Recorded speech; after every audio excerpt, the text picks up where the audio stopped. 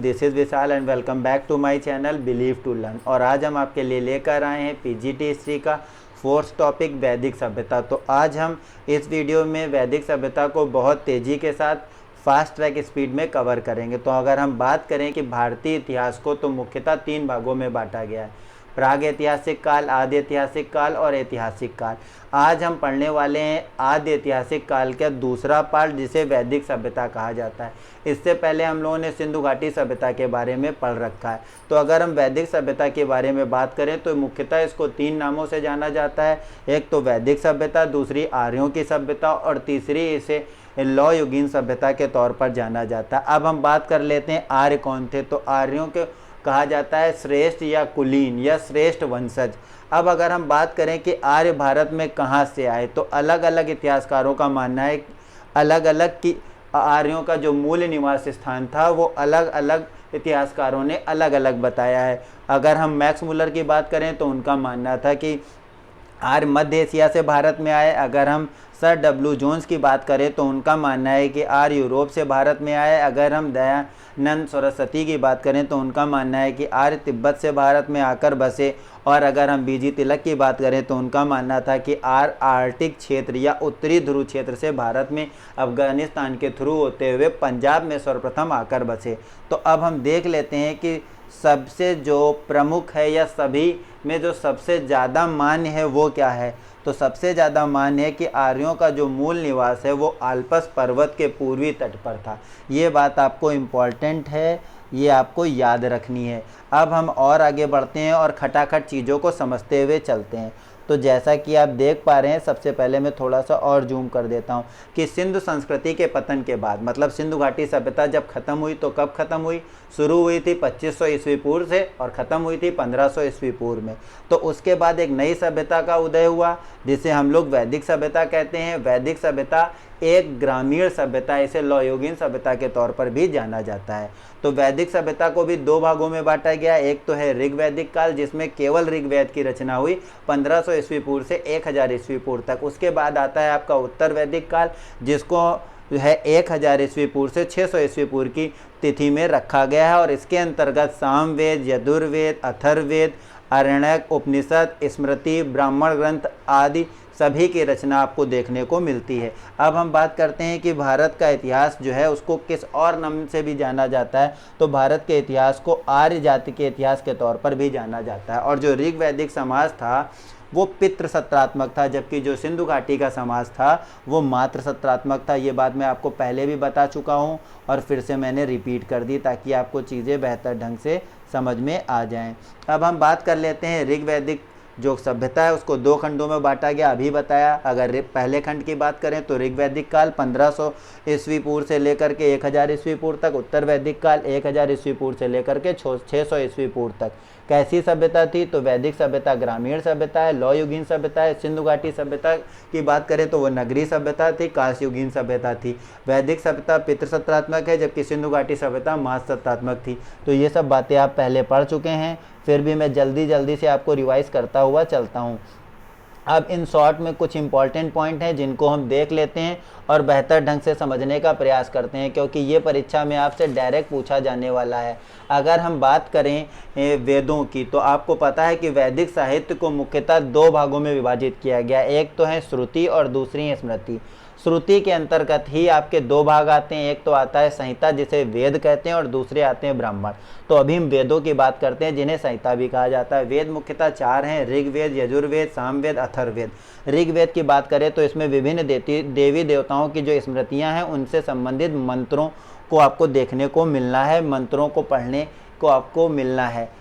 तो ये बात आप दिमाग में बैठा लीजिए। अगर ऋग्वेद की बात हो रही तो विभिन्न देवी देवताओं की स्तुतियों से संबंधित मंत्रों की रचना इसमें की गई। इसमें कुल कितने मंडल हैं? तो 10 मंडल हैं, 8 अष्टक हैं, 1028 सूक्त हैं और अगर बात करें तो 10,580 मंत्र हैं कुल मिलाकर के। और अगर मूल मंत्रों की बात करें तो 10,400 60 के आसपास आपको मूल मंत्र भी देखने को मिल जाएंगे। अब हम बात कर लेते हैं कि ऋग्वेद के पुरोहित को क्या कहते हैं, तो होता या होत्रत के तौर पर इसको जाना जाता है। अब हम यजुर्वेद की बात करते हैं, तो यजुर्वेद ही एक ऐसा वेद है जो कि आपको गद्य और पद्य दोनों में देखने को मिलता है, इसीलिए इसको क्या कहा जाता है, सबसे प्राचीनतम गद्य भी कहा जाता है। इसमें क्या है, तो इसमें जो आपको सिंपल बात समझनी है, इसमें यज्ञ के संपादन से संबंधित सभी विधि विधान हैं। अब हम सामवेद की बात करते हैं, तो ये एक गायन से संबंधित है, इसीलिए इसे भारतीय संगीत का जनक कहा जाता है।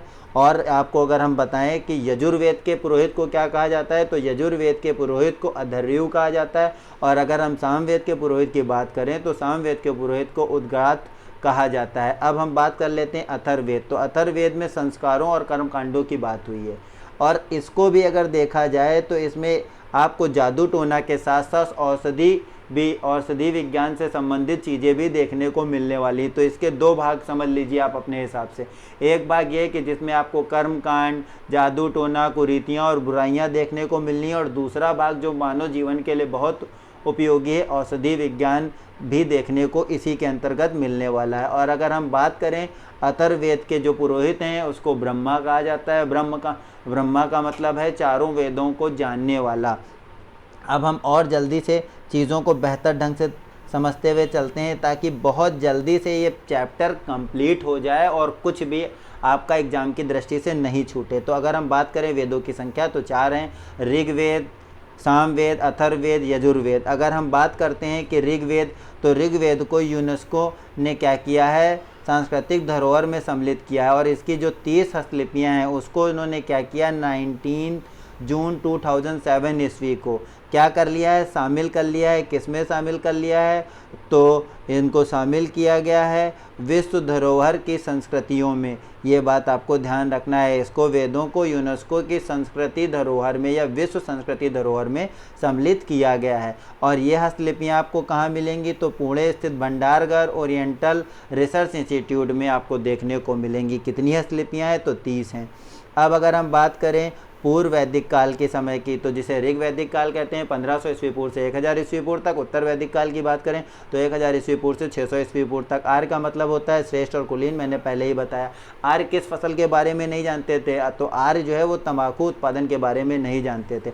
अब बहुत इंपॉर्टेंट क्वेश्चन आया, क्योंकि बात हो रही वैदिक काल की। उस समय भी ऐसे लोग थे जो वेदों का विरोध करते थे, ब्राह्मण ग्रंथों का या ब्राह्मण धर्म का विरोध करते थे, तो उनको श्रमण कहा जाता था। ये बात आपको दिमाग में बैठा लेनी है। अब हम बात करते हैं वैदिक गणित की। तो वैदिक गणित के लिए जो सबसे महत्वपूर्ण था वो शूल सूत्र था। ये बात आपको पता होनी चाहिए। सबसे प्राचीनतम वेद की अगर हम बात करें तो ऋग्वेद है। कमेंट सेक्शन में आपको बताना है कि सबसे नवीनतम वेद कौन सा है। सत्यमेव जयते कहाँ से लिया गया है, तो सत्यमेव जयते जो है मंडूक उपनिषद से लिया गया है। अगर हम बात करें ऋग्वैदिक आर्यों का मुख्य व्यवसाय, तो मैंने बताया ऋग्वेद में पशुपालन था, उत्तर वैदिक काल में पशुपालन और कृषि दोनों एक बराबर हो गए थे। अब हम बात कर लेते हैं भारतीय संगीत का प्रथम ग्रंथ कौन सा है, तो सामवेद है। ये बात आपको पता होनी चाहिए। बहुत इंपॉर्टेंट पॉइंट आने वाला है, प्रमुख दर्शन और उनके प्रवर्तक, कई बार पूछा गया। अगर हम सांख्य दर्शन की बात करें तो कपिल मुनि, अगर न्याय दर्शन की बात करें तो आप इनको अच्छपाद गौतम या गौतम मुनि के तौर पर जानते हैं। चार्वक की बात करें तो चार्वक मुनि, अगर योग की बात करें तो पतंजलि जी, अगर पूर्व मीमांसा की बात करें तो जैमिनी जी, और अगर उत्तर मीमांसा की बात करें तो बादरायण। और अगर हम बात करते हैं वैशेषिक दर्शन की तो कणाद या उल्लूक को इनका प्रवर्तक माना जाता है। प्रथम विधि निर्माता की बात करें तो मनु स्मृति और मनु जी के बारे में आप सभी को पता होगा। अब हम और आगे बढ़ते हैं और बहुत तेज़ी में समझते हैं। अगर हम कृष्ण भक्ति के प्रथम प्रधान ग्रंथ की बात करें तो श्रीमद् भगवद गीता है। अगर हम बात करें ऋग्वेद में संपादित प्रमुख रूप, जो ऋग्वेद में संपत्ति का प्रमुख रूप क्या है, तो ऋग्वेद में धन के रूप में, संपत्ति के रूप में, यह सबसे ज़्यादा पूजनीय किसको माना गया है, धन के रूप में, तो गोधन को, गाय को। ये बात आपको दिमाग में बैठा लेनी है, जिसे गवष्टी भी कहा जाता था। तो अब हम और जो हमारे पॉइंट्स हैं उनको भी बेहतर ढंग से समझ लेते हैं, जो कई बार आपको एग्ज़ाम में देखने को मिल सकते हैं। तो सबसे पहला पॉइंट है आपके सामने, आपको दिख रहा है कि आरंभिक वैदिक काल में वर्ण व्यवस्था कैसे प्रारंभ हुई थी, या क्या था वर्ण व्यवस्था का आधार। तो इसका आंसर इसमें तो दे रखा है कि आरंभिक वैदिक काल में वर्ण व्यवस्था जो है जन्म के आधार पर थी, पर मैं आपको क्लियर करना चाहूँगा कि आरंभिक वैदिक काल में जो वर्ण व्यवस्था है वो आपके अंदर जो जो आप व्यवसाय करते थे या व्यवसाय और प्रतिभा दोनों का जो तालमेल था, जिस चीज़ की आप नॉलेज थी, जिस व्यवसाय को आप करते थे उसके आधार पर थी, और आगे चलकर ये जन्म के आधार पर परिवर्तित हो गई। तो ये बात आपको ध्यान में रखनी है। ठीक है, अब हम और आगे बढ़ते हैं और चीज़ों को बेहतर ढंग से समझते हैं। बात कर लें अगर प्रसिद्ध दशराज युद्ध, जिसे दशराज युद्ध या दस्यु युद्ध के तौर पर जाना जाता था, किस नदी के तट पर? तो पुरुषणी, जिसे वर्तमान में रावी नदी कहा जाता है। अगर हम शूद्र शब्द की बात करें तो शूद्र शब्द का सर्वप्रथम उल्लेख आपको ऋग्वेद के 10वें मंडल में पुरुष सूक्त में मिलता है। कहाँ मिलता है? तो ऋग्वेद के 10वें मंडल के पुरुष सूक्त में सर्वप्रथम शूद्र शब्द के बारे में मिलता है। ऋग्वेद के 10वें मंडल के अंदर की अगर हम बात करें, 10 मंडलों में से अगर हम 2 और 7 मंडल की बात करें, 2 से 7 मंडल के अंतर्गत ऋग्वेद में कुल कितने मंडल हैं? 10 मंडल हैं। अगर हम 2 से 7 मंडलों के बीच की बात करें तो इसमें प्राचीन, परिवार, वंश और इन सब से संबंधित जितनी भी बातें हैं उनको बताया गया। अगर हम 8वें मंडल की बात करें तो इसमें वरुण देव के बारे में बात की गई। अगर हम 9वें मंडल की बात करें तो इसमें सोम देव या सोम रस या सोम वृक्ष के बारे में बात की गई। अगर हम 10वें मंडल की बात करते हैं तो 10वें मंडल में आपको ऋग्वेद में बहुत सारी चीज़ें देखने को मिलने वाली हैं। 10वें मंडल में पहली बात तो नदी सूक्ति के बारे में बात की गई, फिर पुरुष सूक्ति के बारे में बात की जिसमें वर्ण व्यवस्था बताई गई है। तो ये सब चीज़ें भी आपको पता होनी चाहिए। साथ ही साथ अगर हम बात करें कि जो 4 वर्ण थे, ब्राह्मण, क्षत्रिय, वैश्य और शूद्र, तो माना गया है कि ब्रह्मा के मुख से ब्राह्मण की उत्पत्ति हुई, जिसका आपको उल्लेख 15 बार मिलेगा। अगर हम बात करें क्षत्रियों की तो भुजाओं से, ब्रह्मा की भुजाओं से जो है क्षत्रियों का हुआ और इनका उल्लेख आपको 9 बार देखने को मिलेगा। अगर जांग से कहें तो जांग से वैश्यों की उत्पत्ति हुई और इनका उल्लेख 1 बार देखने को मिलेगा। अगर हम पैर की बात करें तो पैर के नाखून से जो है शूद्रों की उत्पत्ति हुई और इनका भी उल्लेख आपको 1 बार ही देखने को मिलेगा। तो ये बात भी पता होनी चाहिए। साथ ही साथ ऋग्वेद में 33 प्रकार के 33 कोटि या 33 प्रकार के देवताओं के बारे में बात की गई है। आकाश, स्वर्ग, सूर्य, धौस, वरुण, पृथ्वी, उषा, विष्णु, सविता, अश्वनी, अंतरिक्ष, अग्नि, सोम, बृहस्पति, रुद्र, मारुत, वायु, पर्जन्य, इतने तरह के देवताओं के बारे में बात की गई। तो ये भी आपको पता होना चाहिए। अब हम और आगे आते हैं। मैंने अभी बताया कि जो आर्य थे वो कबीले थे, कुनबे थे। तो आर्यों के बारे में आपको पता होना चाहिए। आर्यों को पंचजन कहा जाता था क्योंकि ये 5 कुल मिलाकर 5 कबीले थे। कौन कौन से? अनु, दुहर्यु, पुरु, तुर्बुस तथा यदु। तो ये बात भी आपको दिमाग में बैठा लेनी। अब हम बात करते हैं ऋग्वैदिक काल में कहीं पर भी ना तो आपको मंदिर के साक्ष्य मिले और ना ही मूर्ति पूजा की। ऋग्वैदिक काल में मूर्ति पूजा नहीं होती थी, ये बात आप दिमाग में बैठा लीजिए। अगर हम बात करते हैं अघन्य, तो अघन्य का मतलब है जिसको मारना बहुत बड़ा पाप है, ऐसा पाप जिसके लिए आपको क्षमा नहीं किया जा सकता है। तो वो कौन था? वो कौन पशु था? तो गाय था, कि गाय को नहीं मारा जा सकता था क्योंकि उस समय ऋग्वैदिक काल में गाय को सबसे बड़ी संपत्ति के तौर पर माना जाता था। अब हम बात कर लेते हैं सर्ग, प्रतिसर्ग, वंश, मनवंतर और वंशानुचरित संकेतक। तो ये सभी आपको पुराणों के अंतर्गत मिलेंगे और मैंने आपको बताया है कि अगर हम पुराणों की बात करते हैं तो इनकी कुल संख्या 18 है। ये बात भी आपको दिमाग में बैठा लेनी है। आपको बहुत अच्छे से मैं चीज़ें छोटी छोटी क्लियर कराता हुआ चल रहा हूँ। अभी आपसे आगे पूछा जाएगा सभा और समिति, ये कौन है? तो सभा और समिति जो है वो प्रजापति की 2 पुत्रियां हैं जो कि राजा को सलाह देने वाली संस्था के तौर पर भी काम करती थी और ये बात आपको दिमाग में बैठा लेनी है। अथर्ववेद में इसके बारे में बात की गई। और समाज की सबसे छोटी इकाई क्या थी? तो परिवार और कुल समाज की सबसे छोटी इकाई थी। अगर पूछा जाए वेद त्री क्या है या त्री क्या है तो उसमें 3 वेदों को शामिल किया गया, ऋग्वेद, सामवेद, अथर्ववेद। उसके अंतर्गत यजुर्वेद को शामिल नहीं किया गया है। ऋग्वेद, सामवेद, अथर्ववेद, उसके अगर तियात्री की बात करें या त्रिवेदी वेत्री की बात करें तो इसमें केवल 3 वेदों को रखा गया है, ऋग्वेद को, सामवेद को, यजुर्वेद को। इसके अंतर्गत अथर्ववेद को नहीं रखा गया। मैं फिर से एक बार क्लियर कर देना चाहूँगा, मेरे मुंह से निकल गया था कि यजुर्वेद को नहीं रखा गया, तो ये बात नहीं है, आपको दिमाग में फिर से क्लियर कर लेनी है कि जो वेदत्री है उसके अंतर्गत ऋग्वेद को, सामवेद को और यजुर्वेद को रखा गया है, उसमें अथर्ववेद को शामिल नहीं किया गया। तो अथर्ववेद को छोड़कर अन्य तीनों वेद वेदत्री के तौर पर जाने जाते हैं। तो ये बात भी आपको पता होनी चाहिए। अब हम और आगे बढ़ते हैं। अगर हम बात करें कि वैदिक धर्म के जो मुख्य लक्षण थे या वैदिक धर्म का मुख्य लक्षण किसकी उपासना था, तो वैदिक लोगों का जो मुख्य लक्षण था या वैदिक लोग मुख्यतः जो उपासना करते थे वो प्रकृति के करते थे। तो ये बात भी आपको दिमाग में बैठा लेनी। और एक और इम्पॉर्टेंट पॉइंट अभी ध्यान में आ रहा है तो मैं वो भी बता देता हूँ। अगर ऋग वैदिक काल की बात करेंगे तो उस समय जो सबसे पूजनीय स्थान था वो इंद्रदेव का था, लेकिन उत्तर वैदिक काल आते आते इंद्र के स्थान पर जो सर्वाधिक लोकप्रिय हो गए थे वो प्रजापति जी थे। तो ये बात भी आपको दिमाग में बैठा लेनी है। अब अगर हम बात करें कि किस देवता को पुरंदर के तौर पर जाना जाता था, तो इंद्र को। अब हम और आगे बढ़ते हैं। 16 सूत्र, अभी मैंने बताया कि 16 सूत्र किस विषय से संबंधित है, तो ज्यामिति से और गणित से संबंधित है। ये बात आपको दिमाग में बैठा लेनी है।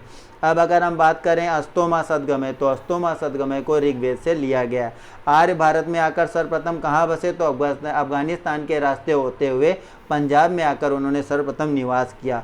अब अगर हम बात करें कि जो ऋग्वेद में सोम को समर्पित कौन सा मंडल है जो पूर्णतः सोम को समर्पित है, तो जो नवा मंडल है ऋग्वेद का वो पूर्णतः जो है वो सोम को समर्पित है। तो ये बात भी आपको दिमाग में बैठा लेनी है, क्योंकि ऋग्वेद से संबंधित कई प्रश्न आपको परीक्षा में पूछे जा सकते हैं, इसलिए ये सारे प्रश्न आपको पता होने चाहिए। अब हम और आगे बढ़ते हैं और चीज़ों को बेहतर ढंग से समझने का प्रयास करते हैं। अगर हम बात करें कि धर्मशास्त्रों में भू राजस्व की दर क्या बताई गई है, तो भू राजस्व की दर जो है वो उपज का 1/6 भाग बताई गई है। अब हम कुछ और पॉइंट्स हैं जिनको देख लेते हैं जो कि परीक्षा की दृष्टि से बहुत अधिक उपयोगी होने वाले हैं। तो और आगे हम बढ़ते हैं और उनको बेहतर ढंग से देखने का प्रयास करते हैं। तो जैसा कि देख पा रहे हैं 800 ईस्वी पूर्व से लेकर के 600 ईस्वी पूर्व का काल, अगर हम बात करें 1000 ईस्वी पूर्व से 600 ईस्वी पूर्व का, तो इसे उत्तर वैदिक काल कहते थे। और इसी काल समय में जो है ब्राह्मण युग का भी क्या हुआ, ब्राह्मण युग की भी उत्पत्ति हुई। इसीलिए 800 ईस्वी पूर्व से 600 ईस्वी पूर्व के काल को ब्राह्मण युग के तौर पर जाना जाता है। अगर हम उपनिषद की बात करें तो मैंने आपको पहले ही बताया है कि उपनिषद का मतलब होता है गुरु के समीप बैठकर ज्ञान प्राप्त करना, और ये जो उपनिषद हैं वो भारतीय दर्शन पर आधारित हैं। तो ये बात भी आपको दिमाग पर बैठा लेनी है। अब हम बात करते हैं उपनिषद काल में राजा अश्वपति कहाँ के राजा थे, तो कैकई के राजा थे। अध्यात्म ज्ञान के विषय में नचिकेता और यम का संवाद कई बार पूछा गया। कौन से उपनिषद से, कठोर उपनिषद से लिया गया है। ये बात भी आपको दिमाग में बैठा लेनी है। कठोपनिषद की बात करें तो ये क्या है, तो ये कृष्ण यजुर्वेद का एक उपनिषद है या एक हिस्सा है। अगर कुंभा और काबुल की बात करें तो ये नदियाँ जो है वर्तमान में अफगानिस्तान में है। अगर कपिल मुनि की बात करें तो ये सांख्य दर्शन के प्रतिपादक हैं। अगर हम बात करते हैं कि भारत के किस स्थल की खुदाई से लौह धातु के प्रचलन के प्राचीनतम साक्ष्य मिले हैं, तो अंतरजी खेड़ा से लौह धातु के प्रचलन के प्राचीनतम साक्ष्य मिले हैं। अब अगर हम एक और पॉइंट देखते हैं तो उसको भी हम कहीं पर नोट कर लेंगे। किस काल में अछूत की अवधारणा स्पष्ट रूप से उदित हुई, तो कब हुई, धर्मशास्त्र के काल में। जब धर्मशास्त्रों का विकास हुआ तो छूत और अछूत आपको समाज में बहुत अधिक मात्रा में देखने को मिलने लगी। अब अगर हम बात करें कि गायत्री मंत्र, तो गायत्री मंत्र देवी सावित्री को समर्पित है। यह किससे लिया गया है, तो ऋग्वेद से लिया गया है। किस मंडल से, आपको कमेंट करके बताना है। अब अगर वर्ण की बात करें तो वर्ण मैंने आपको बताया कि ऋग्वेद में यह भी बता दिया कि 4 वर्ण होते थे। ब्रह्मा जी के किस अंग से उनकी उत्पत्ति हुई है, तो ये बात आपको मैं पहले ही क्लियर कर चुका हूँ। अब हम बात करते हैं कि प्रारंभ में हम 3 वर्णों का उल्लेख पाते थे, ब्राह्मण, क्षत्रिय और वैश्य। कालांतर में एक वर्ण और जुड़ गया जिसे शूद्र के नाम से जाना जाने लगा। न्याय दर्शन की बात करें तो गौतम जी इनके प्रवर्तक हैं। अगर निष्क की बात करें तो निष्क उस समय पर वैदिक काल में स्वर्ण आभूषण के तौर पर जाना जाता था। योग दर्शन की बात करें तो पतंजलि जी को योग दर्शन के प्रतिपादक के तौर पर जाना जाता है। तो ये बातें भी आपको पता होनी चाहिए। जितने भी इम्पोर्टेंट पॉइंट हैं मैं आपको सारे के सारे बताता हुआ चलूँगा ताकि किसी भी प्रकार की कोई भी चीज़ आपसे छूटे नहीं। अब हम बात कर लेते हैं पूर्व वैदिक आर्यों का जो प्रमुख या मुख्य धर्म था, तो वो क्या था, प्रकृति पूजा और यज्ञ करना। यज्ञ संबंधी विधि विधानों की अगर बात करें तो यजुर्वेद में। वैदिक युगीन सभ्यता की अगर हम बात करते हैं, वैदिक युगीन सभ्यता कैसी थी, तो ये एक ग्रामीण सभ्यता थी। और इसमें जो सभाएं होती थी वो किस तौर पर की जाती थी, तो वो मंत्री परिषद के तौर पर की जाती थी। किसके तौर पर, तो मंत्री परिषद के तौर पर की जाती थी। वैदिक युग में प्रचलित लोकप्रिय शासन प्रणाली क्या थी, तो गणतंत्रात्मक थी। अभी आप जब महाजनपद काल में के बारे में पढ़ेंगे तो आप वहाँ पर देखेंगे कि जो जनपद हैं, 16 महाजनपद हैं, उनमें से कुछ ही ऐसे हैं जो गणतंत्रात्मक बचे हैं, बाकी सब राजतंत्रात्मक हो गए हैं। अब सबसे प्राचीन वेद की बात करें तो ऋग्वेद, ये आप सभी को पता है। अब हम और आगे बढ़ते हैं और खटाखट देखते हैं। भारतीय दर्शन की प्रारंभिक विचारधारा क्या थी, तो सांख्य दर्शन थी। मैंने अभी बताया कि इनके प्रतिपादक कौन है। अगर हम बात करें कि दस्तरकारी में आर्यों के व्यवहार में नहीं लाई गई थी, तो जो लुहारकारी थी या लुहारगिरी थी वो आर्यों के द्वारा प्रयोग में नहीं लाई गई थी। प्राचीनतम व्याकरण की अष्टाध्यायी की रचना किसने की थी, अष्टाध्यायी की, तो पाणिनि ने की थी। स्मृतियों में सबसे प्राचीन कौन सी है, तो मनुस्मृति है। मनुस्मृति का जो है मुख्यांत संबंधित किससे है, तो समाज व्यवस्था से है। अगर हम आदि काव्य की बात करें तो रामायण को आदि काव्य के तौर पर जाना जाता है, तो ये बात भी आपको दिमाग में बैठा लेनी है। अब अगर चाहें तो हम आपको कुछ और बातें बता देते हैं। अगर हम बात करें महाकाव्य की, तो रामायण एक महाकाव्य है जिसमें कुल मिलाकर के अगर हम बात करते हैं तो आपको पता होना चाहिए कि कितने श्लोक हैं, कितने कांड हैं। तो कुल मिलाकर आपको जो है 24,000 श्लोक देखने को मिलेंगे। 7 कांड हैं, बाल कांड, अयोध्या कांड, अरण्यक कांड, किंधिस्का कांड, सुंदर कांड, युद्ध मतलब लंका कांड, और अंतिम की अगर हम बात करें तो उत्तर कांड। जल्दी मैं बता रहा हूँ, तो अगर कोई शब्द ऐसा हो कि मिस टंग हो गया हो या ज़बान से फिसल गया हो तो उसके लिए सॉरी। अगर हम बात करें तो आपको ये भी पता होनी चाहिए कि रामायण में कुल सर्ग हैं 645, तो ये बात भी आपको पता होनी चाहिए।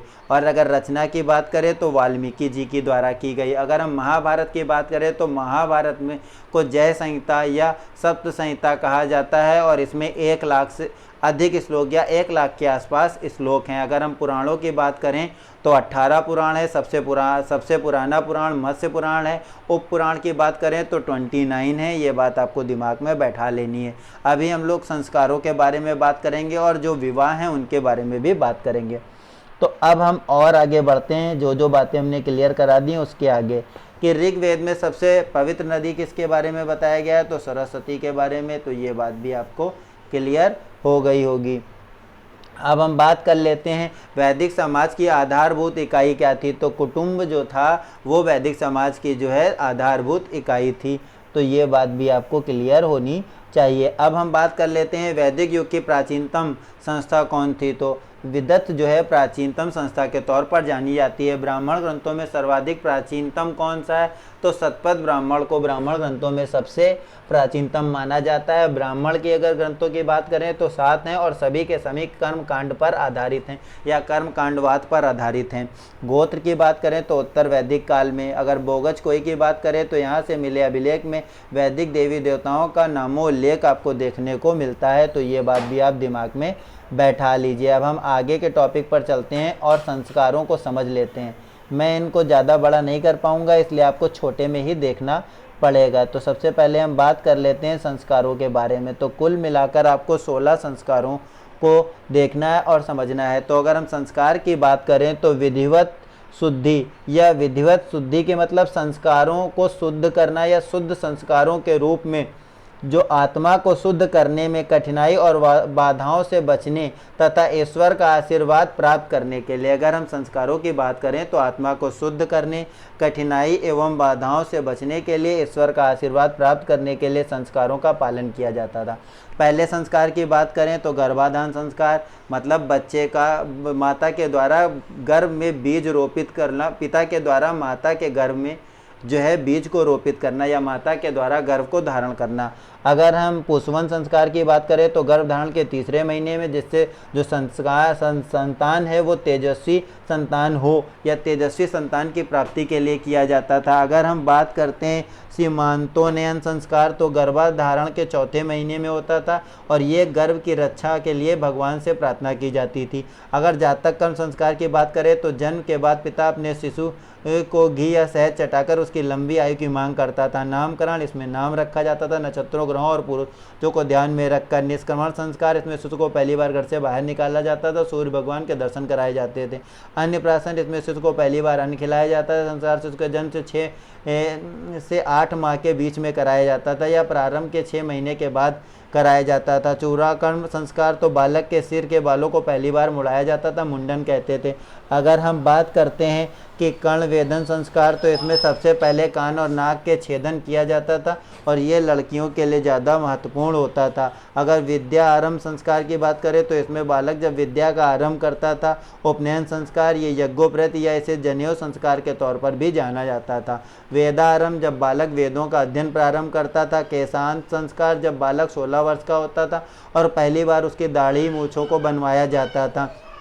समावर्तन संस्कार, संतान की शिक्षा की समाप्ति का अवसर, जब संतान की शिक्षा समाप्त हो जाती है तब ये समावर्तन संस्कार किया जाता था। अब अगर हम बात करते हैं विवाह संस्कार के बारे में, तो यह संस्कार के अंतर्गत वर और वधू का जो है परिणय सूत्र में बांधा जाता था। अगर हम बात करते हैं अंत्येष्टि संस्कार की, तो जब व्यक्ति की मृत्यु हो जाती थी तो अंतिम संस्कार को ही इसके अंतर्गत रखा गया है, मृत्यु के उपरांत आत्मा की शांति के लिए। अब हम विवाह की बात कर लेते हैं, तो कुल मिलाकर 8 प्रकार के विवाहों का वर्णन है, जिसमें से 4 प्रकार के जो विवाह हैं वो अच्छे माने गए हैं, जिन्हें ब्रह्म विवाह कहा जाता था। दैव विवाह, आश्चर्य विवाह, प्रजापति विवाह और उत्तम माना गया है। कुल मिला के ये बात आपको भी दिमाग में बैठा लेनी है। जो 4 विवाह हैं कौन कौन से, तो ब्रह्म विवाह, दैव विवाह, आश्चर्य विवाह और प्रजापति विवाह, इनको उत्तम माना गया है। दैव विवाह की बात कर, सबसे पहले हम ब्रह्म विवाह की बात करते हैं। इस विवाह में कन्या के माता पिता उसे वस्त्र और आभूषण पहनाकर वर को सौंप देते थे। अगर दूसरे विवाह की बात करें दैव विवाह, तो इस प्रकार के विवाह में यज्ञ करने वाले ऋषि मुनि जो होते थे वो कन्या का विवाह कर देते थे। किससे, उसी जो उनके माता पिता हैं वो इस विवाह में अपनी बच्ची का यज्ञ करने वाले ऋषि मुनि के साथ उनका विवाह कर देते थे। अब आश्चर्य विवाह की बात करें तो इस प्रकार के विवाह में वर को 2 गाय दान में दी जाती थी। अब हम बात कर लेते हैं प्रजापति विवाह, तो इसमें कन्या के माता पिता से वर कन्या को सौंपने या कन्या का हाथ मांगते थे। अब राक्षस विवाह की बात करते हैं, इसमें नर सोती हुई कन्या का अपहरण करके उससे विवाह कर लेता था। अगर गंधर्व विवाह की बात करें तो ये आपको आज के समय में बहुत अधिक देखने को मिल जाएगा। इस विवाह में वर और वधू में आपस में प्रेम हो जाता था और वो आपसी सहमति से विवाह कर लेते थे। असुर विवाह, इस विवाह में वर और वधू एक दूसरे को उनकी शुल्क दिया जाता था या ग्राम विवाह भी होता था, जो आजकल भी चल रहा है, जिसे दहेज प्रथा कहते हैं। और अगर हम 50 विवाह की बात करें तो इसमें जो नर है या जो वर है वो सोती हुई कन्या से बलपूर्वक संभोग करता है और फिर उसके बाद विवाह करता है। तो ये बात भी आपको पता होनी चाहिए। अब हम और आगे बढ़ते हैं और चीज़ों को थोड़ा बेहतर ढंग से समझने का प्रयास करते हैं जल्दी, ताकि कम टाइम में चीज़ें कवर हो जाएं। अभी मैंने बताया था, अगर हम 73 की बात करें, देखिए वहाँ पर मिस्टेक हो गई थी, जिसको हमने अभी बोला था कि अगर 33 की बात करें या त्रिवेद की बात करें तो इसके अंतर्गत ऋग्वेद, सामवेद और यजुर्वेद को रखा गया है। कौन कौन से हैं, तो ऋग्वेद है, यजुर्वेद है और सामवेद को इसे वेदत्री या त्रि भी कहा गया है। इसके अंतर्गत अगर हम कहें तो अथर्ववेद को नहीं शामिल किया गया। गायत्री मंत्र की बात करें तो इसकी रचना विश्वामित्र ने की थी। अवेस्ता और ऋग्वेद दोनों में समानता इस प्रकार है कि अवेस्ता जो है वो एक ईरानी धर्म ग्रंथ के तौर पर जाना जाता है। अब अगर हम बात करते हैं ऋग्वेद में कितनी ऋचाएँ हैं, तो अभी हमने बताया 1028। अब हम और आगे पढ़ते हैं कि ऋग्वेद की संकल्पना का किस पर आधार, ऋग्वेद जो है उसकी संकल्पना पर और कौन आधारित है, किसका संकलन जो है वो ऋग्वेद पर आधारित है। तो सामवेद का जो संकलन है वो ऋग्वेद पर आधारित है। सामवेद में कुल 1810 छंद हैं, जिसमें से 75 को छोड़ दिया जाए तो सभी ऋग्वेद से ही लिए गए हैं। अभी हमने बताया था जादुई माया और वशीकरण की बात होगी तो अथर्ववेद में, गोपद ब्राह्मण की बात होगी तो भी अथर्ववेद के अंतर्गत। अगर हम चिकित्सा की बात करते हैं तो भी अथर्ववेद के अंतर्गत। अगर पूछा जाए कि किस साहित्य में मोक्ष की चर्चा है, तो उपनिषदों में, जो कि भारतीय दर्शन पर आधारित है, मोक्ष की चर्चा है। उपनिषद में मैंने बताया कि गुरु के समीप बैठकर ज्ञान को प्राप्त करना। मोक्ष शब्द श्वेतांबर साहित्य में पहली बार आया है या पहली बार प्रयुक्त किया गया है। अब हम बात कर लेते हैं प्राचीनतम विवाह संस्कार। तो कौन सा था? विवाह सूक्त, जो कि आपको ऋग्वेद में देखने को मिलता है। अघन्या वध योग नहीं, किसको माना गया? गवष्ठी मतलब गाय को। ऋग्वेद में किन नदियों का उल्लेख है जो अफगानिस्तान के साथ आर्यों का संबंध बताते हैं? कुंभा और कमरू। अब हम बात कर लेते हैं आरंभिक वैदिक साहित्य में सर्वाधिक वर्णित नदी। तो सिंधु नदी है। सिंधु नदी का ऋग्वैदिक काल में सर्वाधिक महत्व था, इसी कारण इसका उल्लेख ऋग्वेद में सर्वाधिक देखने को मिलता है। तो ये बात भी आपको दिमाग में बैठा लेनी है। अब कुछ और इम्पॉर्टेंट पॉइंट हैं जिनको हम फटाफट समझ लेते हैं। अगर हम बात करें कि जो आर्यों को है, तो आर्यों को आर्टिक होम सिद्धांत किसने दिया? तो बीजी तिलक ने। पहले ही मैंने बताया था। अथर्व का मतलब है पवित्र जादू। वेद अंशत की अगर बात करें तो यजुर्वेद। उत्तर वैदिक काल में किस देवता को सर्वोत्तम स्थान मिला है? प्रजापति को। ऋग्वैदिक काल में इंद्र को। संस्कारों की कुल संख्या कितनी थी? तो अभी मैंने आपको बताया संस्कारों की जो कुल संख्या है वो 16 है। उनके बारे में भी मैं बता चुका हूँ। अगर मैं बात करूँ कर्म का सिद्धांत, तो मीमांसा के अंतर्गत आता है। अब हम बात करते हैं ऋग्वैदिक काल में निष्क शब्द। तो निष्क के बारे में क्या है? निष्क के बारे में अगर हम कहें तो उस ऋग्वैदिक काल में तो यह आभूषण सोने के आभूषण के तौर पर था, लेकिन परवर्ती काल में इसका प्रयोग किसके रूप में होने लगा? सिक्के के रूप में। वैदिक काल में सोने के हार को निष्क कहा जाता था। निष्क के प्रयोग के आगे आने वाले समय में सिक्के के व्यवहार के मार्ग को प्रशस्त किया। मतलब आगे आने वाले समय में निष्क को सिक्के के तौर पर जाने जाना लगा, या सिक्के को निष्क के तौर पर पुकारा जाने लगा। अब हम बात करते हैं पुरुष मेद। तो पुरुष मेद के किस ग्रंथ में पुरुष मेद का उल्लेख है? तो शतपथ ब्राह्मण में। गोत्र की बात किस में हुई? तो ऋग्वेद में। पहले ही मैंने आपको बता रखा है। तो मैं और आगे चलता हूँ और आपको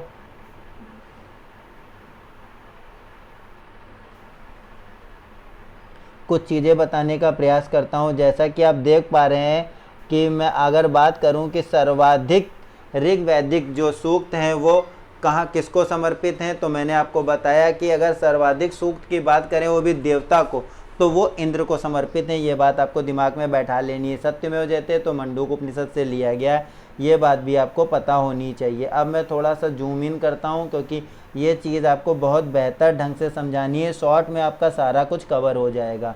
तो अब हम बात कर लेते हैं वैदिक साहित्य की। तो मैंने सबसे पहले बताया था कि वैदिक साहित्य को मुख्यतः दो भागों में बांटा गया है। श्रुति जिसे दैवीय उत्पत्ति कहते हैं और स्मृति जिसे स्मृति भी कहते हैं। अगर हम बात करें श्रुति तो इनको दो भागों में बांटा गया है। वेद जिसे संहिता कहते हैं और साथ ही साथ इनको ब्राह्मण ग्रंथ में भी बांटा गया है। तो हम पहले वेद की बात कर लेते हैं। ऋग्वेद सबसे प्राचीनतम है। इसके अंतर्गत देवी देवताओं के लिए जो सूक्तियाँ हैं, अगर हम बात करते हैं कि कितनी सूक्ति हैं तो 1028, कहीं कहीं पर आपको 1017 देखने को मिलेंगी। 10 मंडल हैं और 8 अष्टक हैं। साथ ही साथ इनके पढ़ने वाले को होत्रत या होत कहा जाता है। सामवेद तो ये गायन पर आधारित है। इसमें 1549 के आसपास आपको सूक्त देखने को मिलते हैं। यह भारतीय संगीत का जनक भी माना जाता है और इसके गाने वाले को या इसके पुरोहित को उद्ग्रत कहा जाता है। अगर हम यजुर्वेद की बात करें तो ये दो भागों में बटा हुआ है, गद्य और पद्य में, और इसके जो पुरोहित हैं उसको अध्वर्यु कहा जाता है। ये प्राचीनतम गद्य के तौर पर भी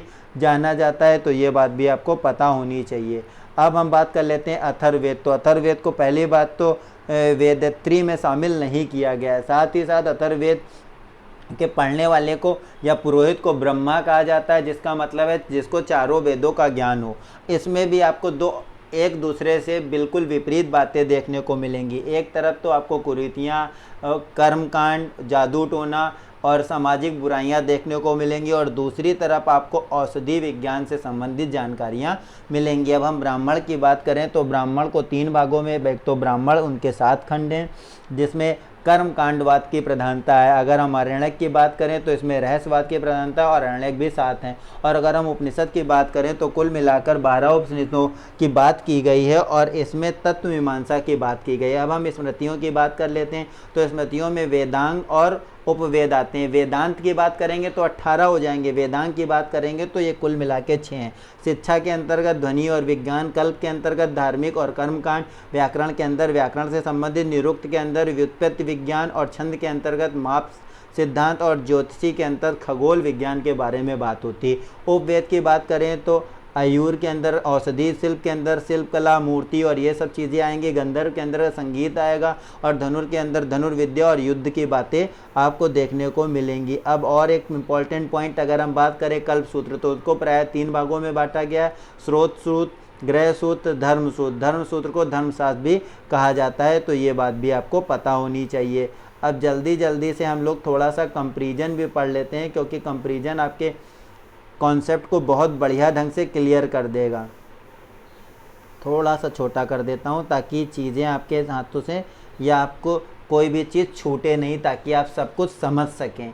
तो बात कर लेते हैं सिंधु एवं वैदिक सभ्यता में अंदर। अगर हम सिंधु सभ्यता की बात करें तो इसका समय 2500 ईस्वी पूर्व से 1500 ईस्वी पूर्व का माना गया, जबकि वैदिक सभ्यता की बात करें तो इसका समय 1500 ईस्वी पूर्व से 600 ईस्वी पूर्व तक माना गया है। सिंधु घाटी की जो सभ्यता थी वो नगरीय सभ्यता थी, वैदिक सभ्यता जो है वो ग्रामीण सभ्यता है। सिंधु घाटी की सभ्यता की अगर हम बात करें तो इसे कांस्ययुगीन सभ्यता कहा जाता है, जबकि वैदिक सभ्यता की अगर हम बात करें तो इसे लौहयुगीन सभ्यता के तौर पर जाना जाता है। अगर हम बात करते हैं कि सिंधु घाटी की सभ्यता, तो इसमें किसी भी प्रकार के लोहे के कोई भी उपकरण प्राप्त नहीं हुए, क्योंकि लोहे की खोज ही नहीं हुई थी उस वक्त। वैदिक सभ्यता की बात करते हैं तो उसमें लोहे के उपकरण बहुत अधिक मात्रा में पाए गए हैं।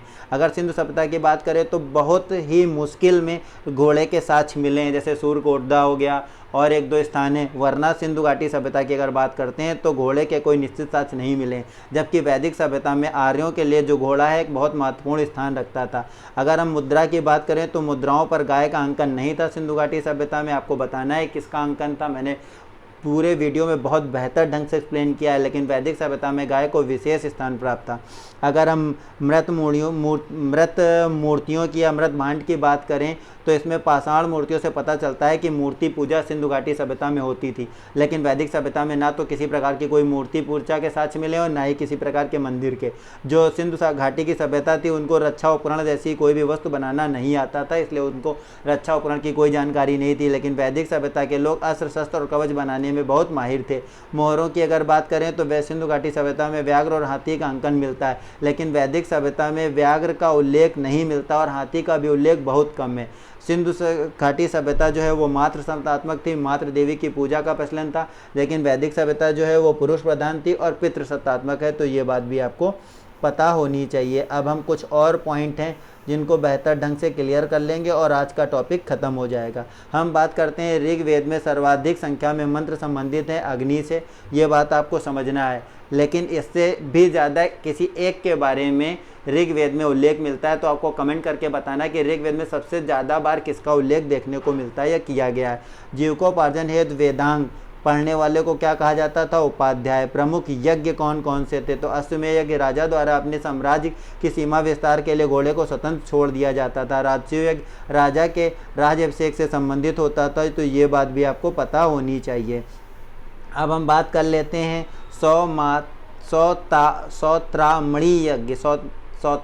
सौत्रामणि यज्ञ की। अगर हम बात करें तो यज्ञ में पशु और सूरा की आहुति दी जाती थी या बलि दी जाती थी। अगर हम बात करते हैं पुरुष मेध यज्ञ की, तो इसमें राजनीतिक वर्चस्व के लिए स्वस्थ तथा विद्वान पुरुषों की बलि का प्रावधान था। अगर हम वाजपेयी यज्ञ की बात करें तो राजा द्वारा अपनी शक्तियों का प्रदर्शन करने के लिए रण या रथ दौड़, रण में बता रहा हूँ सॉरी, अगर वाजपेयी यज्ञ की बात करें तो राजा द्वारा अपनी शक्ति के प्रदर्शन के लिए रथ दौड़ का आयोजन किया जाता था, जिसमें बहुत सारे राजा आपस में प्रतियोगिता करते थे और भी जो लोग इसमें प्रतियोगिता करना चाहते थे तो वो भाग ले सकते थे। अगर हम बात करें अग्निष्टोम यज्ञ की, तो इसमें पापों के क्षय और स्वर्ग की ओर ले जाने वाली नाव के रूप में, मतलब पापों से मुक्ति के रूप में इस यज्ञ को किया जाता था। तो अब हम उम्मीद करते हैं कि आपको आज का हमारा ये फास्ट ट्रैक रिवीजन पसंद आया होगा। मैंने प्रयास किया है कि बहुत जल्दी पूरे वैदिक सभ्यता को बेहतर ढंग से क्लियर कर दिया जाए,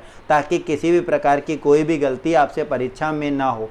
तो अब हम उम्मीद करते हैं कि आप बहुत बेहतर ढंग से अपने एग्ज़ाम को क्रैक कर पाएंगे और अपने माँ बाप के लिए अपनी नौकरी लेकर उनके चेहरों पर मुस्कान ला सकेंगे।